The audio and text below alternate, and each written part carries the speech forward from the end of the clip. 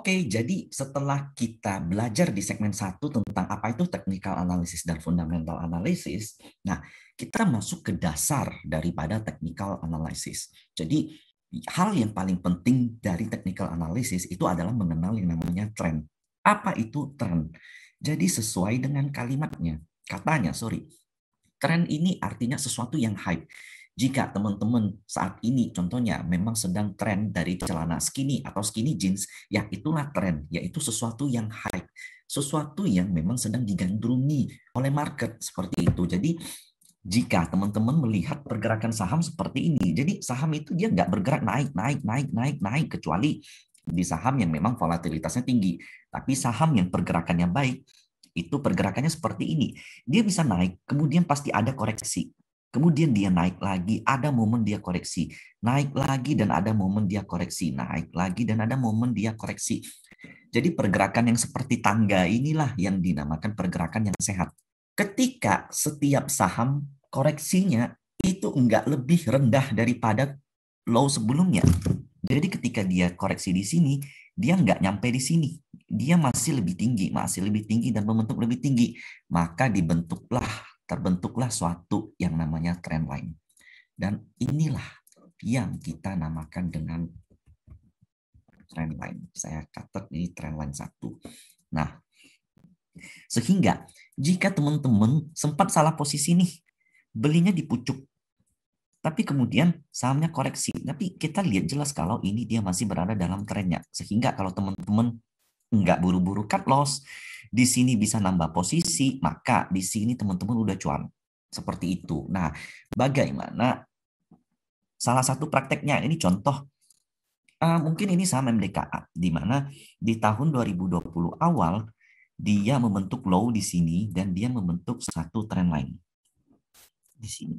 Nah, terlihat bahwa beberapa kali MDKA melakukan retest dari trend line-nya, dan terakhir dia break di sini. Nah, jadi ketika ada hal seperti ini, maka artinya MDKA sudah break daripada uptrend lainnya. Pertanyaannya kan satu, apakah ini menjadi bearish? Nah, kita perlu melihat bahwa jika suatu saham breakdown daripada trend lainnya, maka dia tidak bisa langsung dikatakan bearish. Penembusan trend line sementara itu adalah hal yang lumrah. Biasanya market akan membuat suatu fraksi di bawah sehingga dia membentuk trend line yang baru. Dan itu kita namakan sebagai trend line yang kedua. Seperti ini, soal ini gambarnya nggak terlalu pas. Jadi seperti mungkin yang terjadi di MDKA, ini kasus ketika terjadi PSBB ya. Trend line-nya tembus dan dia membuat trend line yang kedua, yaitu di sini. Nah, perhatikan saham MDKA ketika dia menyentuh trend line kedua, dia membentuk berbagai banyak formasi bullish, yaitu yang dibentuk di sini.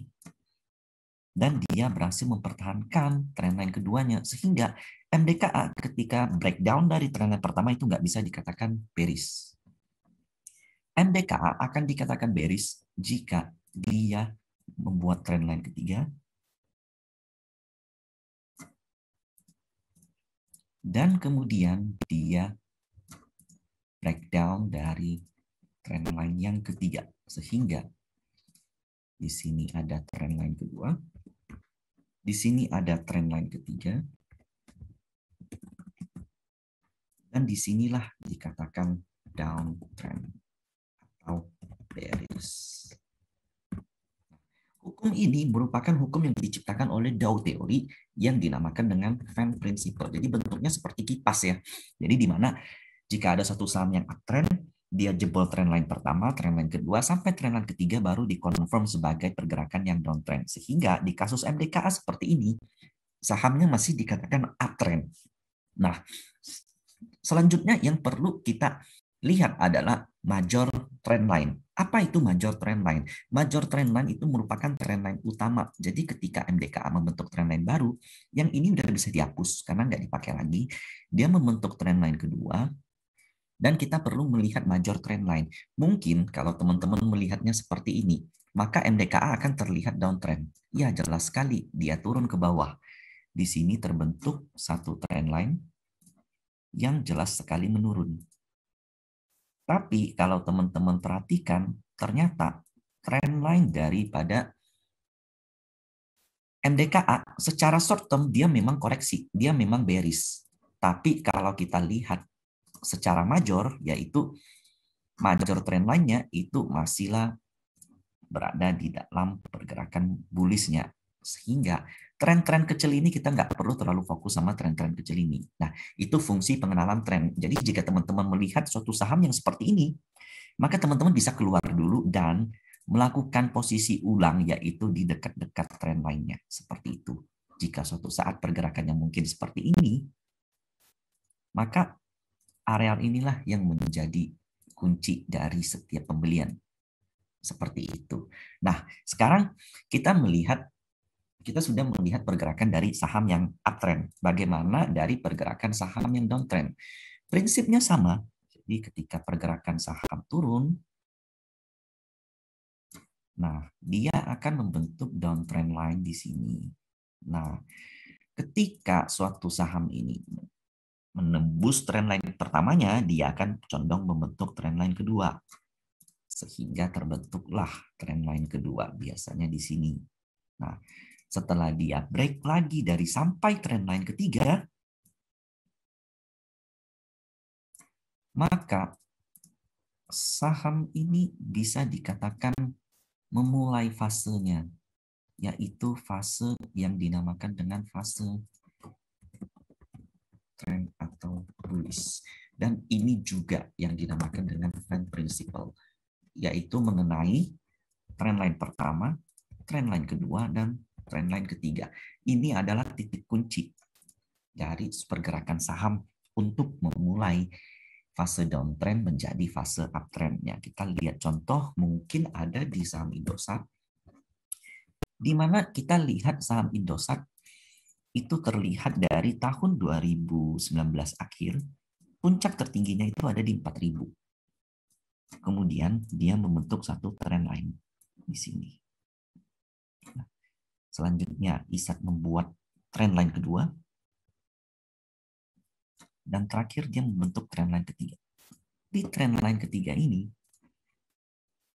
ISAT memulai fase bullish yang baru. Dan hingga sampai saat ini, ISAT masih membentuk trendline yang uptrend. Jadi ini merupakan salah satu hukum fan principle di mana kita mesti bisa melihat tren. Jadi kalau teman-teman melihat suatu saham yang dia turun terus, teman-teman harus hati-hati. Mungkin teman-teman bisa salah posisi. Nah, seorang trader itu wajib memilih saham yang uptrend dan tidak menjadi kontrarian. Kontrarian itu merupakan kita menjadi melawan market. Ketika sahamnya turun, ya kita malah beli. Ketika sahamnya naik, kita malah jual. Jadi ketika kita menemukan saham-saham yang begini, ya udah hold aja. Tapi ketika menemukan saham yang dia terus membentuk lower low, harga semakin turun, ya teman-teman harus siap-siap memotong posisi untuk mencari posisi lain yang lebih baik. Seperti itu.